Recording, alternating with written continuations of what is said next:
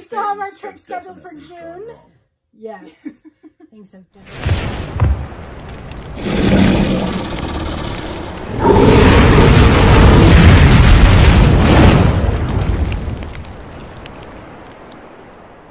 I'm Melissa. I'm Jillian. And I'm David. Welcome to Disabled Disney. We are doing a planning series for Walt Disney World. Yes, right now the world has gone wonky and you cannot go to Walt Disney World. But someday you will be able to go again. Did I call it or did I call it? Did you call what? That something was going to happen. So she thinks it's our fault because we planned our trip to Walt Disney World. And we always have stuff happen on our trips to Disneyland. Ever since our first trip, something has happened to where one of us has gotten sick or hurt or something has happened on the trip. But it's never prevented us from going yet. So I said, this trip is going to be different. Something bad's going to happen. Did I call it or did I call it? So you can blame all of COVID-19 for the entire world on us, apparently. Well, her, because she said something was going to go wrong. So, we still have our trip scheduled for June, and we're very hopeful that the parks are looking to hopefully open back up at the beginning of June, early June, and we're hopeful that this will happen, and we'll still get to go on our trip at the end of June. So, we're still going forward with our Disney World planning series. But this video is how to pick your Walt Disney World hotel. Sorry. 6 feet away with that shit. Take that cough outside.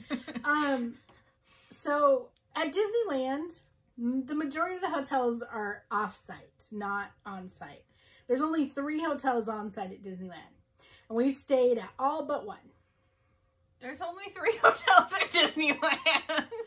Well, on property, on-site. Yeah. They're all off property. Right, we've stayed at 2 of them. So you pretty much have to stay off property at Disneyland because there's only 3 on property. But at Disney World, it's a different story. There's like 20-something hotels. You can still stay off property if you like. There is off-property locations and good neighbor hotels like there are at Disneyland, at Walt Disney World. So you do have to kind of look at your budget and see what your budget is going to allow you to do when you're deciding hotels. But with Walt Disney World, the benefits for staying on property, some of them might outweigh the cost of staying on property versus off property. So that's another thing you have to figure out for yourself. If the benefits outweigh the cost for you.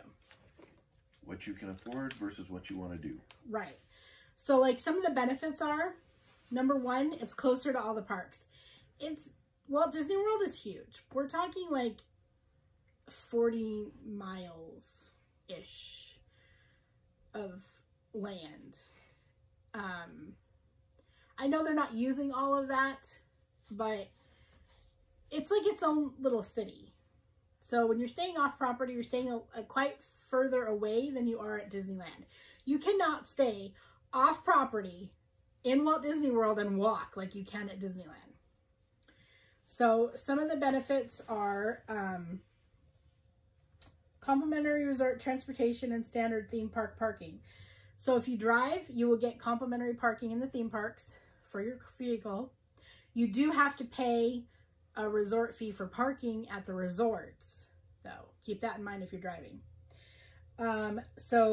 But you get complimentary transportation between your hotel and the theme parks and your hotel in downtown Disney through the motor coaches, also known as buses, water taxis, the monorail, the Disney Skyliner.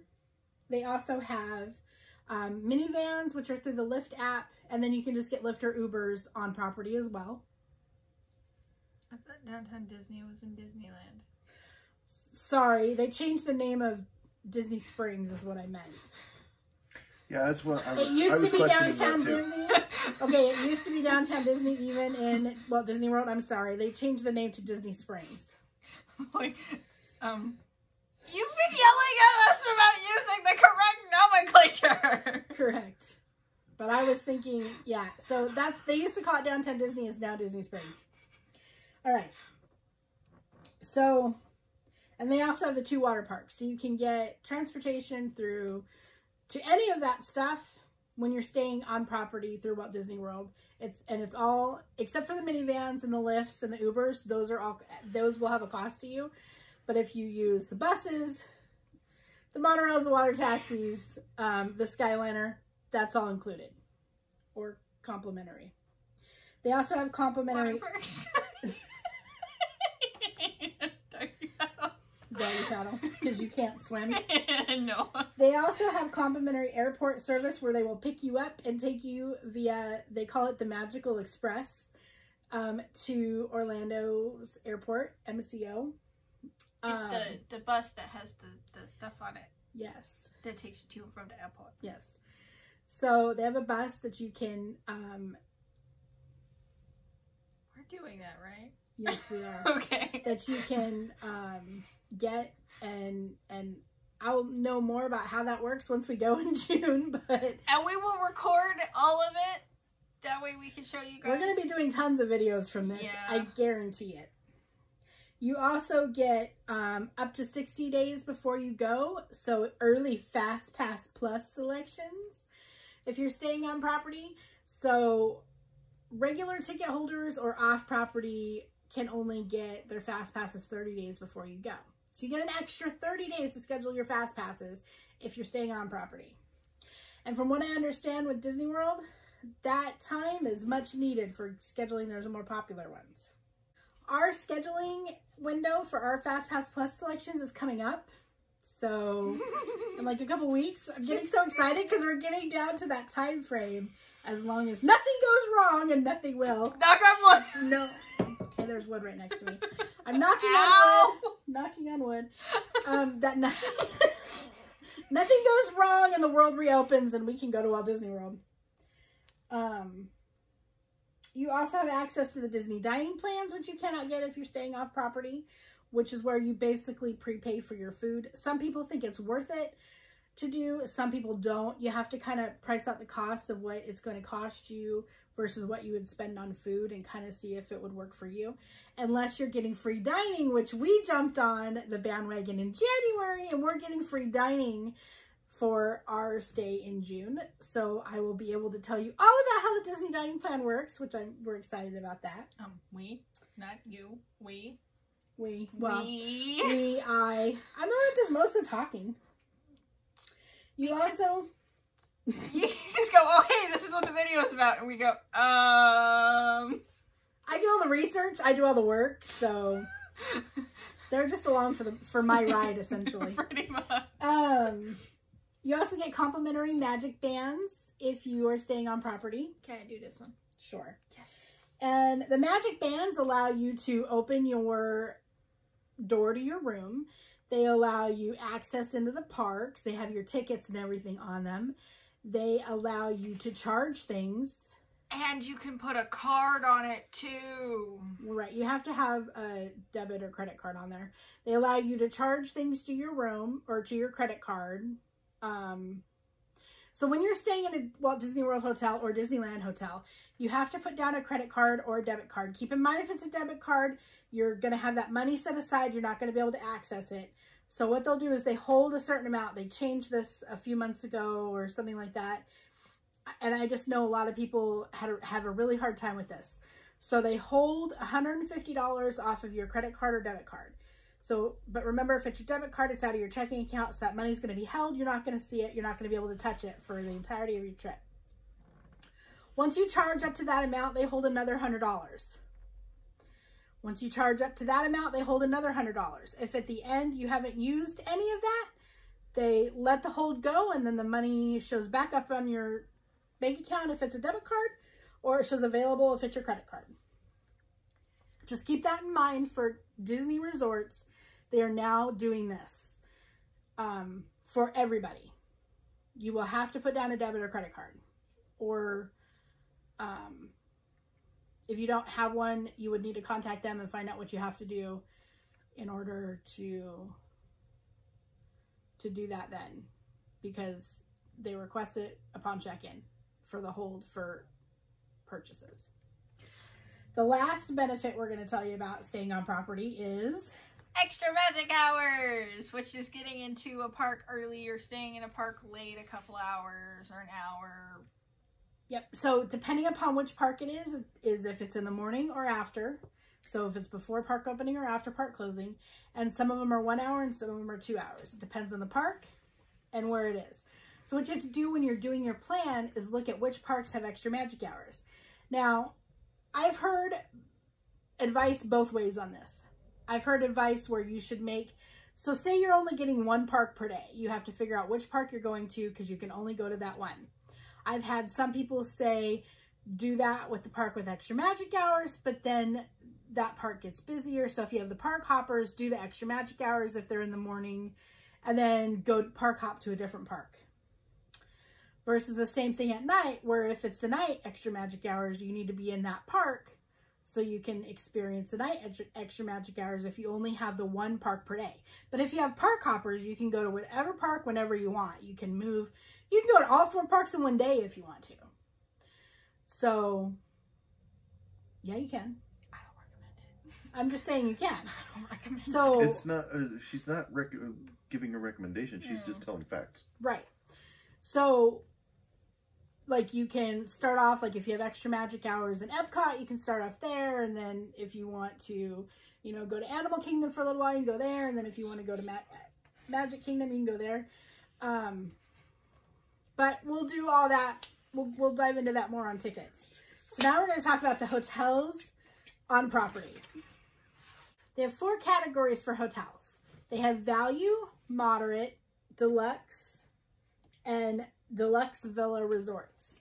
The deluxe villa are like your suites and your extended stay type ones where they have like a kitchenette in them, and they're the really fancy. A lot of times they're bigger, larger rooms. They can hold more people if you have a bigger family or have multiple families going. But they're the most expensive ones. And then your deluxe, again, that's your highest tier. So they're going to be your more expensive ones. They're going to be like your Contemporary and Animal Kingdom Lodge and Disney's Grand Floridian the Resort Grand and Floridian, Spa, the Polynesian, all those. Your next one is the moderates. They're going to be in your middle range. Those are going to be the Caribbean Beach Resort, Coronado Springs, the Fort Wilderness Resort and Campground, and Disney's Port Orleans Resort, French Quarter, and Riverside. And then they have value. Those ones are going to be your cheaper ones. All-Star like your movie, All-Stars, all of them. Movies, sports, music, art of animation, and Pop Century, which is the one we're going to be staying at. Well, we're going to be doing a split stay. We're going to be staying first at Pop Century, and then we're going to All-Star Music at the end of our trip. So a split stay is where you start off staying at one hotel. Music. I don't think she knew that. You start off staying at one hotel, and then you move to a different one.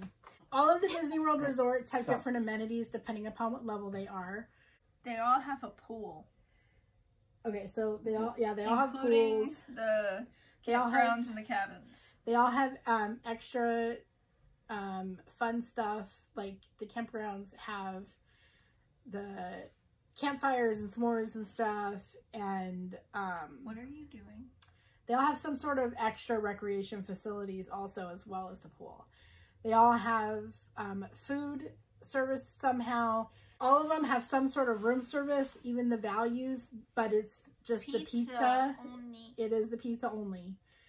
Except for the campgrounds and the cabins. They're the only 2 that don't have room service. Yeah, they don't have room service at all, but they all have access to some sort of eating area to get food of some sort. Aren't they kind of close to Fort Wilderness?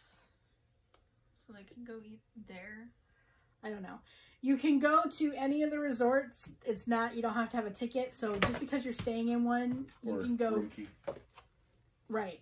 So just because you're staying in one doesn't mean you can't go to any of the other resorts. So if you want to check out their food area, or if you've heard this resort has a great restaurant, you can go there. The only exception with that is you cannot pool jump. You can only go to the resort you're staying in's pool. Disney does not allow pool jumping between resorts. But you can, like, hop on the monorail and go check out different resorts along the monorail line. You can hop on the bus and go to different resorts, or you can hop on the Skyliner and go to different resorts. Check out their food, you know, check out the hotels.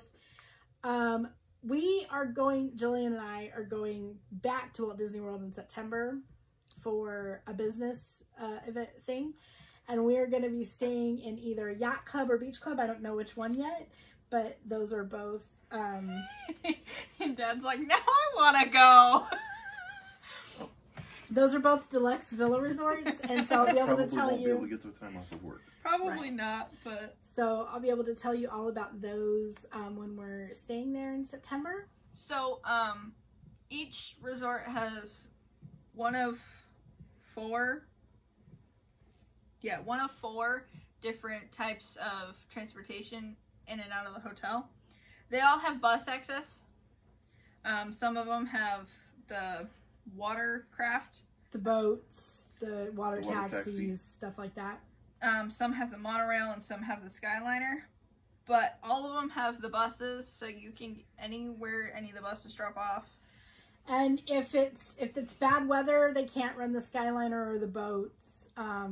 So you got to keep that stuff into consideration, depending upon what time of the year you're there and how the weather is. They also tend to end the Skyliner and the watercraft earlier than the buses. Most of the time the buses will be the latest running option for transportation. So if you're staying, or if you're going early in the morning, like a lot of times those options aren't open.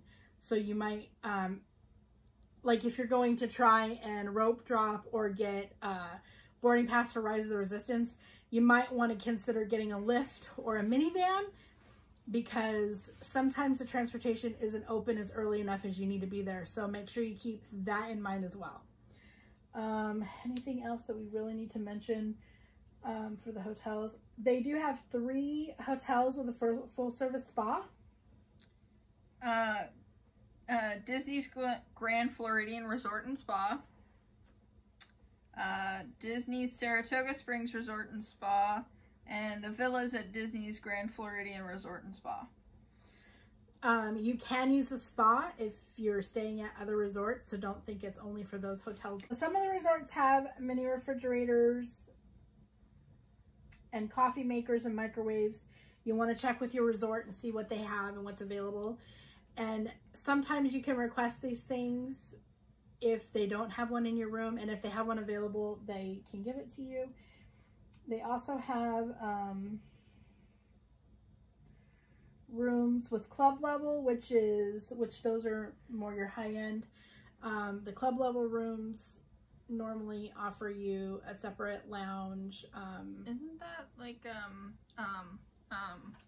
the concierge lounge? Yeah. Yes. That. So they offer you like a separate area where you can go and hang out and have like food and snacks and stuff. We've done it at Disneyland. It's amazing if you have the money. Paradise Pier. Yeah, theirs was really good. Paradise Pier's lounge has great places to do fireworks on the concierge level. No, that was Disneyland. Oh, or the Disneyland Hotel. You can see the fireworks from and they pump in the music level. And yeah, it's so so nice. pretty. So if you are doing like a bucket list trip, consider a club level lounge. They're amazing. They are expensive. I'm going to warn you right now. It's like heart attack expensive if you're not used to that, dealing with that kind of money. But if you're doing like a once in a lifetime, definitely shoot for doing a club level because it's really nice. So the deluxe resorts accommodate, in a standard room, sleeps 4 to 5 guests and 6 to 8 in the suites. The deluxe villa resorts has studios, 1 and 2 bedrooms. The one bedroom sleeps 4 to 5 guests. The 2 bedroom sleeps 8 to 9 guests. The moderate resorts accommodate 4 to 5 guests, and the value resorts accommodate up to 4 guests. The family suites can sleep up to 6. So always keep in mind what size room you need for how many people that are going. We normally get a standard room because there's 3 of us and I can pretty much sleep anywhere. But we're also getting, they all also have handicap accessible rooms. So, but they have different, so they have roll-in showers available. So there's no, there's no bathtub you would be able to go in. They also have, you can get a handicap accessible room with a bathtub if you'd like. They also have hearing accessible rooms, like if you have hearing problems where it does something for you. And then, so they have a lot of different levels when you go on the website. Now, my advice, if you're unsure, use a travel agent. And we're going to plug Melissa at Looking Glass Travel right here. You can reach me on my Facebook or Instagram or Twitter. And I will link all that stuff in the description. Do us a favor, give us a like, give us a comment. If you're new, hit that subscribe and the bell icon to be notified when we upload or go live. And if you're new, welcome to the crew. Thank you guys. Have a magical day. Make sure you hit that subscribe and the bell icon to be notified when we upload a new video or go live. You can become a patron on our Patreon page and support Disabled Disney. Thank you so much for watching. We really appreciate all the likes, comments, and subscribes. And if you haven't yet, give us a like, give us a comment, and thank you again. Click on the video in your right-hand corner to see more from Disabled Disney.